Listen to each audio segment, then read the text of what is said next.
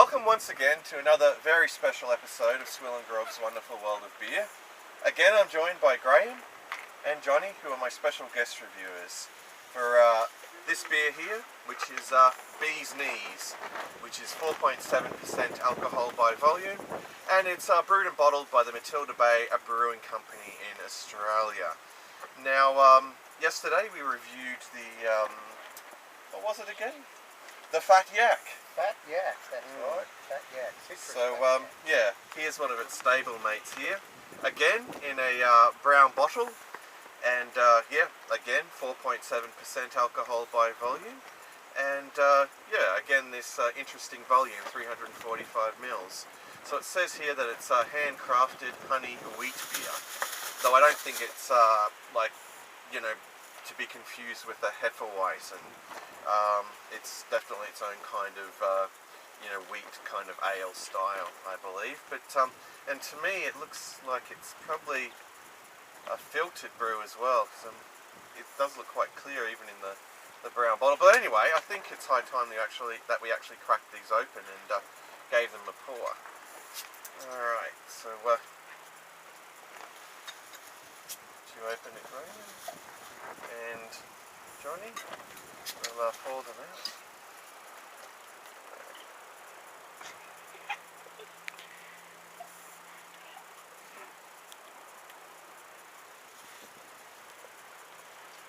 They've got a very nice amount of head there. And yeah, it's as far as the appearance goes, it's you know, a somewhat hazy, but mostly clear, you know, coppery appearance with a moderate amount of carbonation there, and I've got just about 2 fingers of you know, off-white frothy head. Yeah, but it does look pretty good, I must say. Very coppery in colour. A bit darker than the Yak, yes, though. Well, I think the Fat Yak is darker, actually. Hold it up to the light. Actually, holding it up to the light there, it almost looks about the same colour as a lager, actually. Yeah. That's right. It's only when I'm holding it here that it's looking very sort of coppery and hazy, but when I hold it up to the light there, it just looks just like a lager. Very interesting. I'm going to be very interested to watch this video back and see how it actually looks. Yeah. Anyway, just top this up and we'll move on to the aroma, I guess. Okay.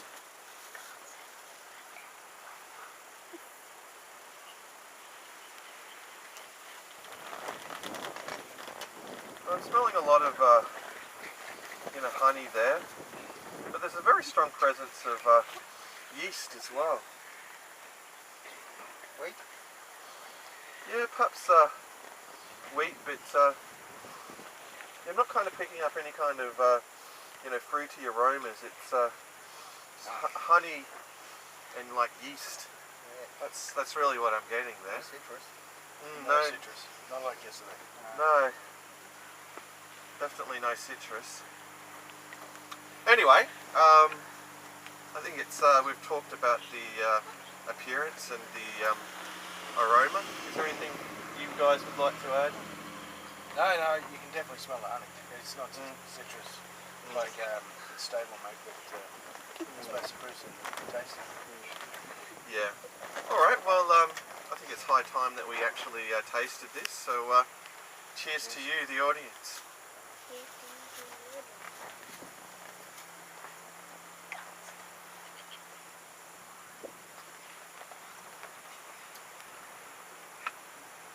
Interesting.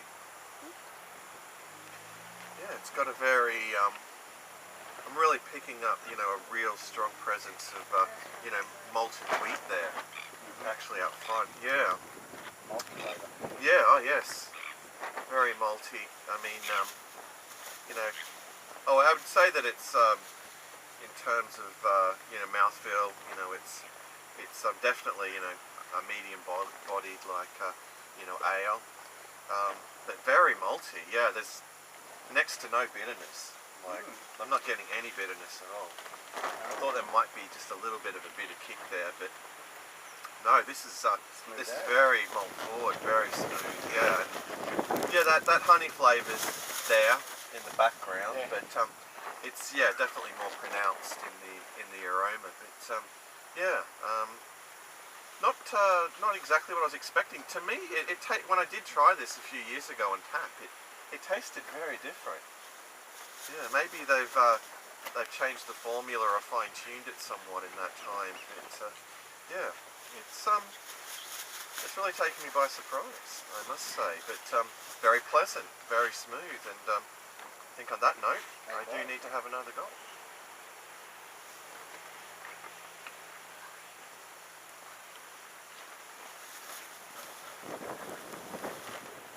Alright, well it's definitely holding that taste profile.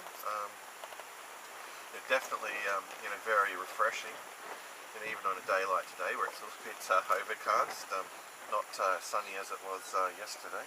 Just top this up a little. No, there's just no bitterness like whatsoever. It's just, I mean, it's very smooth, just very malty, and I mean, I really can't fault it flavour-wise. It's, I mean, a very palatable sort of a brew. Can't wait to get to the rest of them. Indeed. Alright, well, what would you say, guys, in terms of its drinkability and its sessionability? Well, I would go for near a 9. At least near a 9 this one.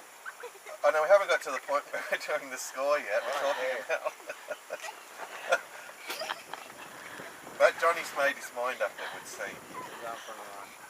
Alright, well I need to have another gulp before I give it a score out of 10. And again, in terms of price point, it's not too bad, like, for what it is.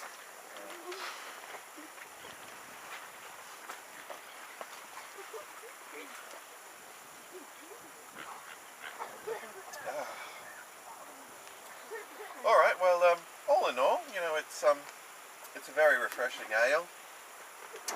I do like the maltiness of it, and I mean, it really does appeal to me, being a lover of, malty beers rather than, being a hophead. So it's definitely one I'd recommend to those of you who like, really malty brews. I was kind of expecting that it was going to be, more sort of like cloudy and, sort of like a Hefeweizen or whatever, but it seems to me that it has been like filtered, because it is like, it only has a slight sort of haze to it. It's it's very filtered. So an interesting kind of brew, one that you definitely all have to check out. So anyway, what would I give it in terms of a score out of 10? It doesn't exactly blow my mind, so I would probably give it a 7.5 out of 10. It's worth trying, but I wouldn't exactly go out of my way for it. Yeah. What about you, Graham? I was going to say an 8. Yeah, 7.5 I can agree with. I've already given you a 9. Can't wait to get to the rest. I reckon that's good. Yeah. Alright, well, that does bring us to the end of yet another SwillinGrog beer review. Thanks for joining us for this Rainbow Beach Trilogy. And thanks, guys, for guest starring. Sadly, this is the last review up here, but perhaps in the future we'll get together again and do a couple more reviews. Bring on the cake. Yep. Alright, so thanks for joining us once again.